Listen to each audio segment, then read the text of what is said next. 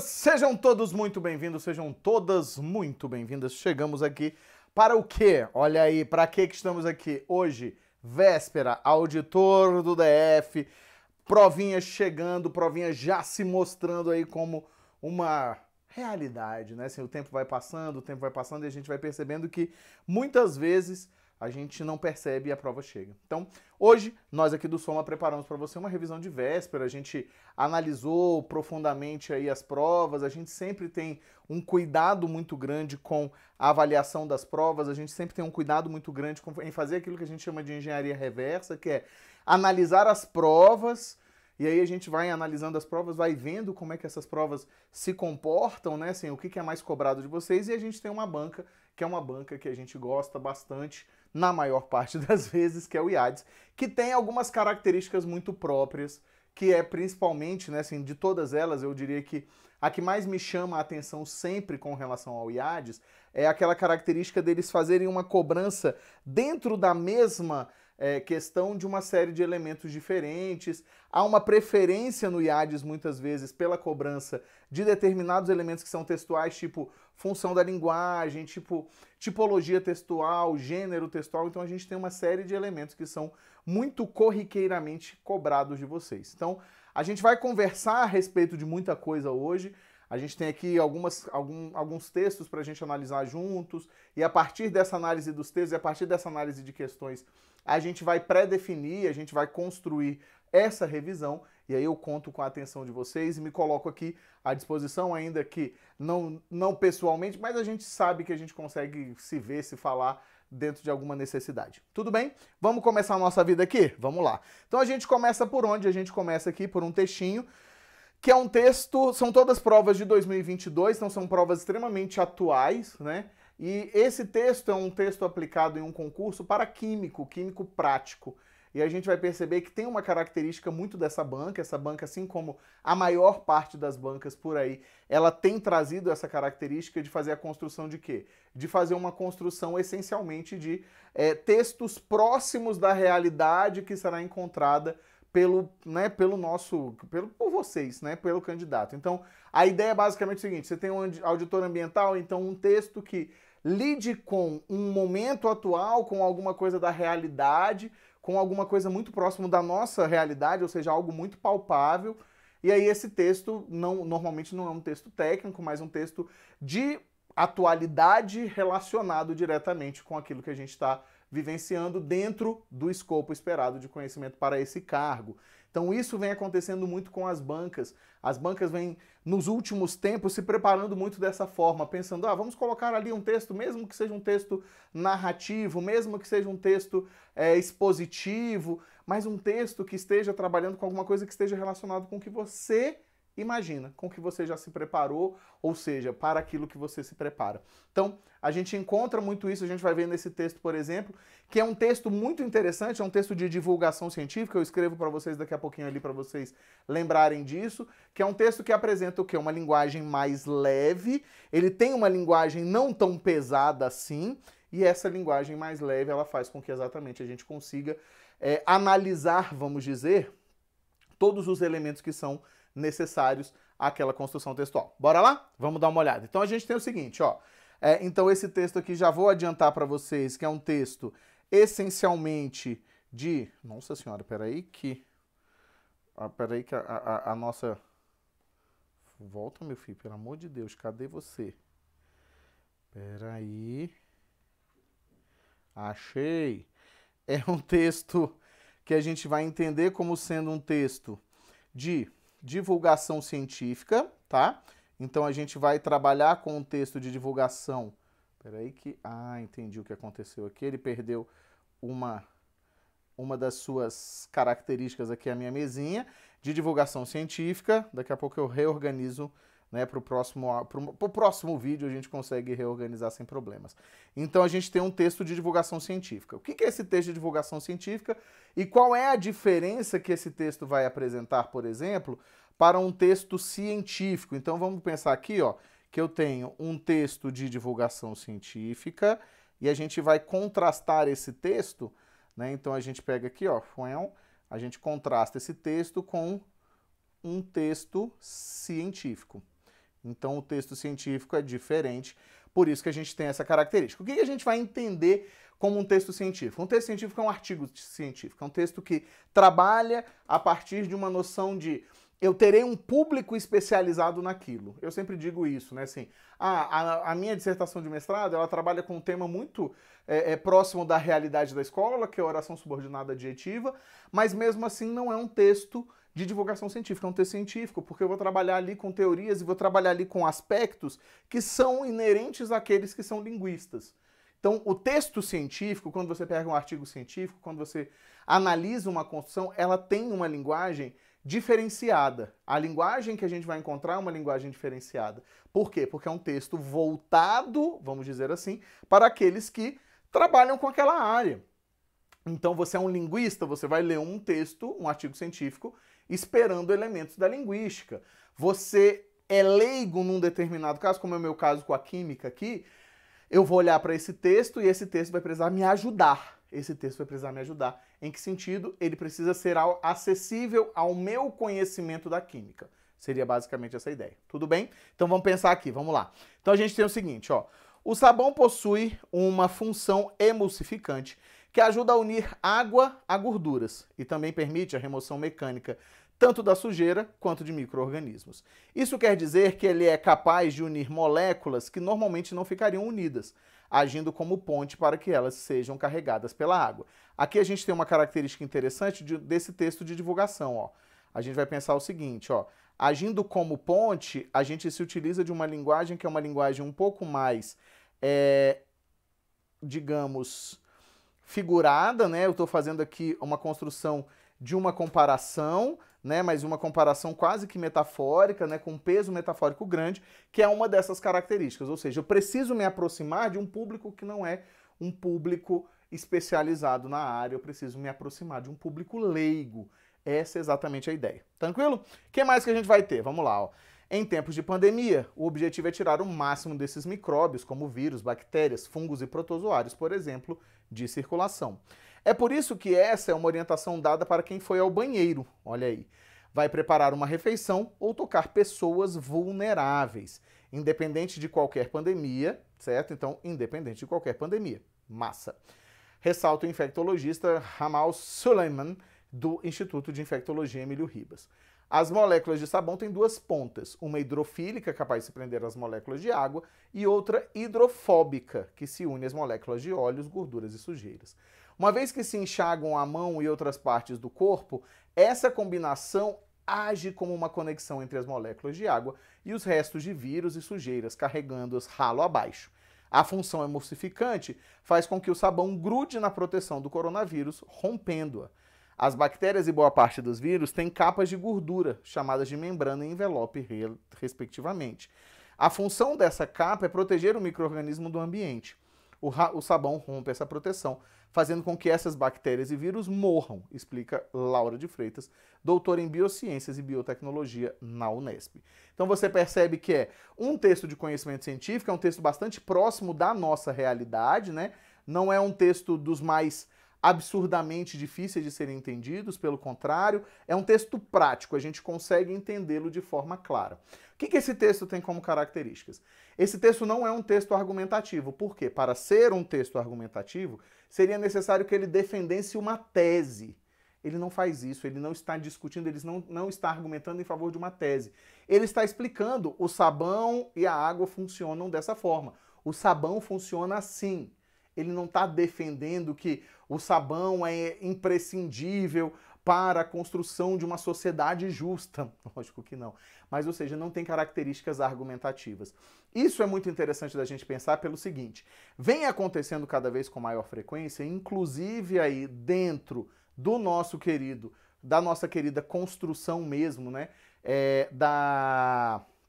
Dessa construção do IADES, uma visão um pouco mais textual das questões, ou seja, faz-se uma construção textual. Isso tem, né, eu tiro sempre um minutinho para explicar para vocês, isso tem origem num negocinho chamado Exame Nacional do Ensino Médio. Ou seja, tá focado no Enem. Porque quando o Enem surge, lá em 2008, na verdade, ele surge com o objetivo de avaliar o ensino médio. Beleza, né? Não, perdão, 1998. 2008 já é uma mudança que a gente vai ter no Enem. 1998. O que acontece? Ele surge com o objetivo de quê? De mostrar para a sociedade, vamos dizer assim, como é que funciona o nosso ensino médio. E ele traz em si os parâmetros curriculares. Ele muda a função da linguagem. A linguagem deixa de ser aquela coisa que a gente está tão acostumado, que seria aquela ideia da decoreba, aquela ideia da gramática, ultra, mega, pegando no pé ali, a gente tem uma outra visão. A gente acaba tendo uma outra visão. Então, a ideia que nós vamos ter a partir do Enem é uma ideia diferente. Como ela é uma ideia diferente, os concursos, assim como todas as outras provas, precisam se adaptar a isso. Por quê? Porque o ensino médio mudou. A gente tem aula de uma coisa diferente, a gente tem aula de tipologia, a gente tem aula de gênero, a gente tem aula de função da linguagem, a gente tem aula de interpretação efetiva que a gente não tinha antes. Então tudo muda. E a gente vai perceber que isso acontece nessa questãozinha. Vamos dar uma olhada? Vamos lá, olha só. Com relação à tipologia, então aqui ó, estamos trabalhando com tipologia e aos sentidos do texto, ou seja, o que o texto quer dizer, né? Assinale a alternativa correta. O primeiro parágrafo corresponde à introdução de um texto argumentativo, em que se apresenta um ponto de vista acerca da química entre a água e o sabão. É como se fosse basicamente o seguinte: seria uma defesa de que a água e o sabão são positivos ou negativos. Essa alternativa está incorreta. Você não tem uma opinião, você não constrói um ponto de vista. Porque o que é uma tese, se não um ponto de vista? Você não tem esse ponto de vista. O que você vai ter ali? Você vai ter a construção, olha que interessante, você tem a construção de um texto explicativo, meramente explicativo, tá? Vamos ver o segundo, ó. O texto apresenta características de texto argumentativo e injuntivo. Temos um problema, porque argumentativo a gente já viu que não é. Então a gente abre mão dele. O que é o texto injuntivo? Vale sempre a pena lembrar o seguinte, ó. Tipologia. Nós temos 5 tipologias diferentes. Nós temos uma tipologia que são os textos expositivos, que é onde se encaixa esse texto, que é um texto explicativo. Beleza. O texto argumentativo. Você tem que ter uma tese e você tem que defender essa tese. Sempre que você se depara com um texto argumentativo, a parte principal não são só os argumentos, mas a tese. O argumento defenderá essa tese, como você está acostumado, dentro de uma construção de texto. Beleza. O que vai acontecer? O texto injuntivo, por sua vez, ele vai ser um texto que te dá ordens, vamos dizer assim, né? O texto injuntivo, ele faz com que você caminhe de uma determinada forma. Então você vai ali apresentar a ideia X, a ideia Y, né? Você tem ideias diferentes sendo construídas. Beleza. Então, no texto expositivo, ele te dá ordens. Aqui a gente não tem essa ideia de dar ordens, certo? A gente vai ter um texto que está te explicando as coisas, né? Então, não temos essa ideia. O texto, então, já vamos colocar aqui, ó, purupupu, baseado no que eu acabei de te falar, você já sabe que essa não é a alternativa correta. E aí a gente vai dar uma olhada no seguinte, ó, busca de novo aqui. O texto é informativo. Opa! O texto é informativo, já que pretende apresentar informações, ó, informações a respeito da eficácia de se lavar as mãos. Perfeito. Ele não está defendendo a eficácia, porque ele não precisa defender essa eficácia. Afinal de contas, quando a gente analisa a ideia da eficácia da lavagem de mãos, ela já é eficaz por si só, né?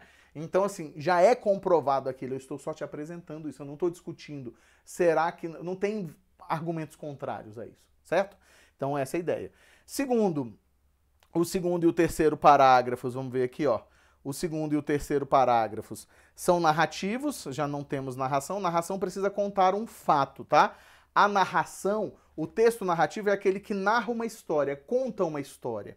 Ah, Wagner, mas aí tá repetitivo. É isso mesmo, ele conta uma história. Necessariamente ele vai contar essa história, tá? O texto é descritivo também não, porque descrever não é apresentar explicação, tá, gente? Descrever não é apresentar explicação. Descrever é você colocar as características de um determinado elemento. Nesse caso, nós não temos características de elemento nenhum. Então, não é um texto descritivo. Fechou comigo aqui? Beleza. Vamos em frente? Bora que só bora. Segunda questãozinha. Primeira questão a gente explora bem. Por quê? Porque é um tipo de questão muito próximo do que o IADES gosta de fazer, tá? Vamos lá, ó. No mundo moderno, quase tudo tem um preço. Se você quer, por exemplo, um chocolate, deve pagar o valor que o vendedor pede. A mesma coisa com os outros alimentos. Olha aí, ó. A mesma coisa com os outros alimentos que você come, com a roupa que você usa, com a luz que ilumina, com a luz que ilumina a sua casa à noite, com a água que você usa para tomar banho e com o telefone que você usa para conversar com seus amigos. Como você pode ver, cada coisa tem um preço que se mede com dinheiro. E sendo o preço a uma medida comum, expressa por cédulas e moedas, pode-se comparar o valor dos diferentes bens e serviços. O que ele quer dizer aqui? Que o preço existe, né? Alguma coisa é precificada porque é objetivo. Você vai objetivamente poder comparar. Não é a ideia se alguma coisa merece ou não merece, é diferente. Eu comparo. Eu tenho um biscoito que custa 5 conto e outro biscoito que custa 3 conto, beleza. Um é melhor do que o outro, aí é uma outra avaliação que é uma avaliação subjetiva. Preço é objetivo, tá? E é isso que ele quer que a gente analise, ó. Com base nas informações do texto, assinale a alternativa correta, ó. O texto se refere à importância do preço, perfeito até aqui, e sua qualidade de medida comum para a comparação de valor de diferentes bens e serviços. Perfeito, ó. Eis aqui a nossa resposta correta. Wagner, mas por que eu já vou ver que essa é a resposta correta? Porque é isso que o preço faz. É isso que ele quer destacar. O preço consegue se comportar como uma medida comum porque ele é delimitado por uma moeda. Ele é delimitado por cédulas, moedas, ou seja, há uma valoração objetiva, certo? Vamos ver o que tem de errado nas outras. Vamos lá. Na segunda, ó, o texto remete especificamente à ideia do preço referido em mercadorias e em bens de consumo. Não temos essa especificidade, porque, ainda que ele fale sobre essas coisas, ele não fala de forma, né, específica sobre elas. O texto se refere à atemporalidade e à universalidade do preço como característica? Não. Ele não está falando de atemporalidade, porque ele começa com isso aqui, ó. Olha essa informação aqui de cima, ó. No mundo moderno, se fosse atemporal, a gente diria que tudo sempre foi precificado e por isso conseguia ser comparado. Não é essa informação que a gente tem, certo? O que mais? Vamos lá. A falta de exemplos no texto limita, vamos ver aqui, ó, limita seu alcance didático e informativo. Não temos ausência de exemplos, pelo contrário. O texto se dirige, a partir dos pronomes empregados, a um coletivo de possíveis leitores. Também não, ele se dirige a todos os leitores. O que me mostra isso? Quando ele diz lá em cima, ó, se você quer, por exemplo, um chocolate, deve pagar o valor que o vendedor pede. Se você quer, ele está conversando diretamente com você, fazendo uma das coisas que num texto argumentativo nós evitamos até a morte. A gente não faz isso de jeito nenhum. Tudo bem? Pegou essa visão junto comigo? Então, vamos em frente. Bora para a próxima questãozinha. Próxima questão que é muito legal, bastante próxima daquilo que a gente está acostumado. Vamos ver aqui, ó. Pega comigo. Então, do lado eu tenho, essa é uma questão né, preparatória para o BRB, foi retirada desse concurso. E eu tenho, ó, FGTS no bolso ou na bolsa. Não deixe seu dinheiro parado, coloque seu FGTS em movimento. Beleza, esse tem uma brincadeira, parado, movimento, né? Assim, exatamente uma relação um pouco mais próxima da publicidade. A publicidade trabalha com essas imagens, então você vai imaginar o dinheiro, né, o FGTS em movimento. É uma ideia muito interessante essa, mas aí a gente vai olhar o quê? Que a gente tem uma questão sobre isso. Vamos ver. Aproveite essa oportunidade incrível. Olha, temos aqui uma palavrinha demarcada, é uma questãozinha de troca semântica nesse caso aqui, ó. Wagner, por que é uma troca meramente semântica nesse caso? Porque a gente vai acreditar no seguinte, aproveite essa oportunidade incrível. Então eu estou olhando para esse incrível e penso o seguinte, ó, que preparamos para você, a palavra sublinhada pode ser substituída sem que se altere o sentido original da frase por. Eu já vou adiantar para você o seguinte, não é genial, certo? Não é genial, não é terrível e não é admirável. Mas a gente tem o seguinte, uma grande dúvida entre inédita e inacreditável. Quando você diz incrível, olha só, aproveite essa oportunidade incrível. O que é incrível?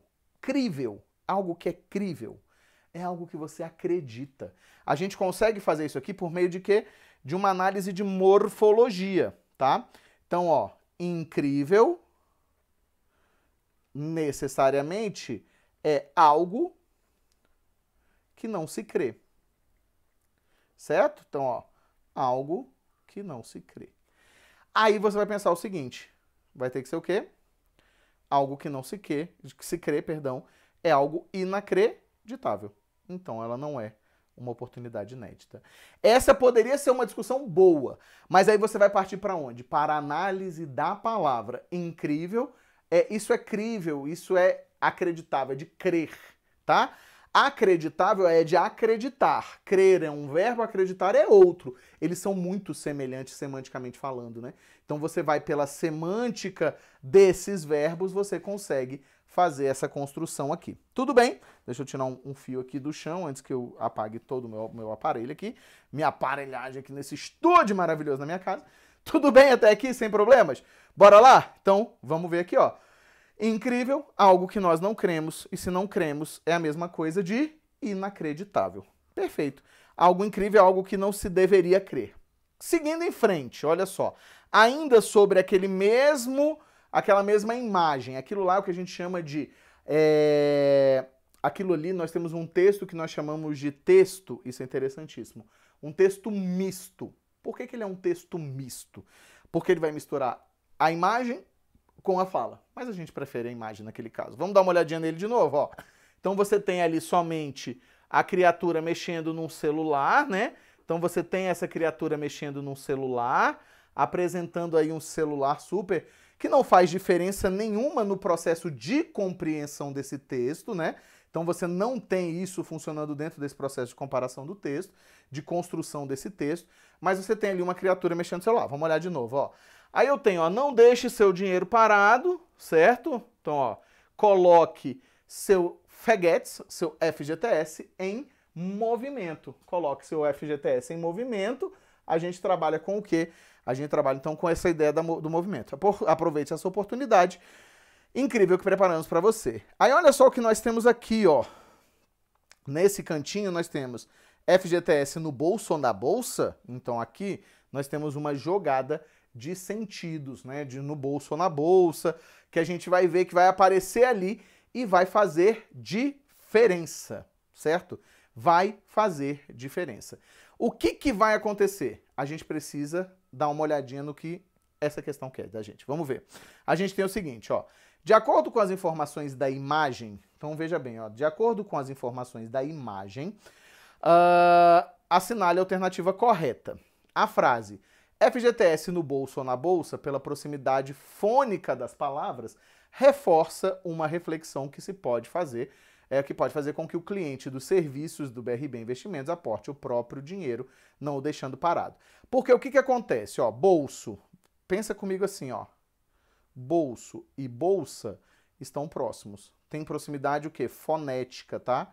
Aqui, fônica é a mesma coisa de fonética. O som é o mesmo, ou muito próximo. Reforça uma reflexão. Então aqui eu tenho que reforça uma reflexão que pode fazer com que o cliente dos serviços aporte não deixando parado. É isso, porque ele fala o seguinte, vamos colocar seu fundo de garantia em movimento, não vamos deixá-lo parado. O que isso significa, meu querido, minha querida? Não vamos deixá-lo parado significa dizer que ele está no seu bolso ou está na sua bolsa paradão. Então eu quero que você faça. O que significa? É que ele usa umas palavrinhas um pouquinho mais difíceis, né? Ó. Então pode fazer com que o cliente aporte o próprio dinheiro, né? Ou seja, empregue. Aportar é empregar. Vamos ver o que está errado aqui, ó, nas outras, para você ver como é a letra A mesmo. As formas verbais mobilizadas na publicidade do BRB Investimentos não incentivam o possível cliente a se indagar acerca de, olha que legal, acerca de alternativas de investimento, não é essa. Na verdade, não incentivam, porque elas são imperativo, né? Imperativo afirmativo, faça isso. Não deixe, tem um negativo também, não deixe o seu dinheiro parado. Então, tem uma construção interessante ali de te botar em movimento, que é o que a publicidade faz, né? Querer te convencer de alguma coisa, certo? O que mais, ó? Essa peça publicitária desobedece ao requisito da objetividade, caro, a publicidade, uma vez que há excesso de texto grafado, não tem nada a ver. A referida peça dissuade, ou seja, tira a vontade do cliente de ler o regulamento formulado, não tem nada a ver, ela não está substituindo, né, o regulamento e o uso da forma verbal preparamos não sugere a ideia de coletivo, o contrário, né? Sugere a ideia de um coletivo que é o banco funcionando coletivamente em seu favor. A ideia é exatamente essa. O banco funcionará a seu favor. Tudo bem? Vamos ver o que mais que a gente tem aqui? Mais um textinho para a gente dar uma lida. Pega comigo aqui, ó. O Banco de Brasília S.A., BRB, Sociedade de Economia Mista, cujo acionista majoritário é o governo do Distrito Federal, com 96,85%, né, das ações, foi criado no dia 10 de dezembro de 1964, na Lei Federal 4.545, e obteve a autorização para funcionar concedida pelo Banco Central do Brasil 2 anos depois. Beleza. No dia do meu aniversário, 12 de julho de 1966. Com a sua criação, pretendia dotar o governo do Distrito Federal, o GDF, de um agente financeiro que possibilitasse captar os recursos necessários para o desenvolvimento da região. Em 86, a denominação Banco Regional de Brasília foi alterada para Banco de Brasília, embora tenha permanecido a sigla BRB. Em 1991, transformou-se em banco múltiplo com as seguintes carteiras: comercial, câmbio, desenvolvimento e imobiliária. O BRB detém as seguintes participações acionárias. Nós temos 69%, 99% da empresa BRB, e é isso aí, super feliz. O BRB conta com um quadro de 3.280 empregados, além disso, conta com o apoio de 450 estagiários, 120 aprendizes e 705 terceirizados, gerando, assim, mais de 4.500 postos de trabalho. O BRB dispõe de 138 pontos de atendimento, sendo 123 agências, 107 no Distrito Federal e 16 espalhadas, 5 localizadas nas capitais, Campo Grande, Cuiabá, Goiânia, Rio de Janeiro e São Paulo, 1 em Unai e 10 no interior do estado de São Paulo. Além de 12 PAs do Distrito Federal e de 3 em outros estados. A estrutura do BRB apresenta 585 terminais de autoatendimento próprios, estrategicamente localizados com o intuito de oferecer maior comodidade aos seus clientes. Beleza? Então, ali a gente tem, faltou só os seus clientes, que foi um probleminha na prova, na hora que a gente pegou, mas beleza, tá super tranquilo. Estamos terminando, hein, gente? Mas olha só o que ele vai dizer aqui nessa questão.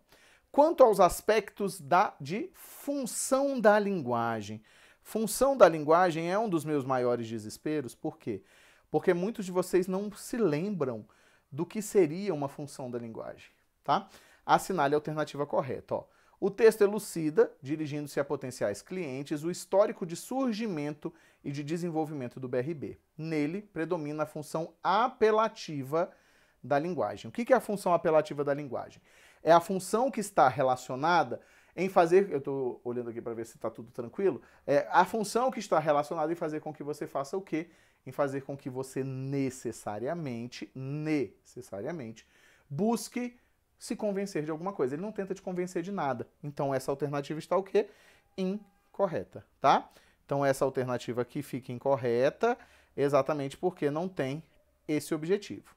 As informações apresentadas no texto por meio de números e de estatísticas não servem ao propósito de contextualização da história. Pelo contrário, né? Elas servem porque não tem função, apesar do predomínio da função referencial. A função referencial é a explicativa.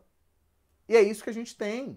Necessariamente é isso que a gente tem. A gente tem função explicativa. Nesse caso, a gente vai ter função explicativa obrigatoriamente. Tudo bem?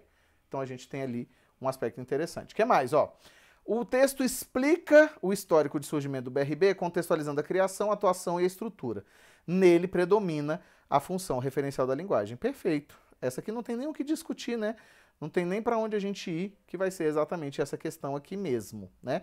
Não tem nem como a gente dizer que não é. A informação no texto acerca da mudança de nome é um aspecto típico da função metalinguística. Nada a ver. O que é a função metalinguística? Lembrando que a referencial é explicativa.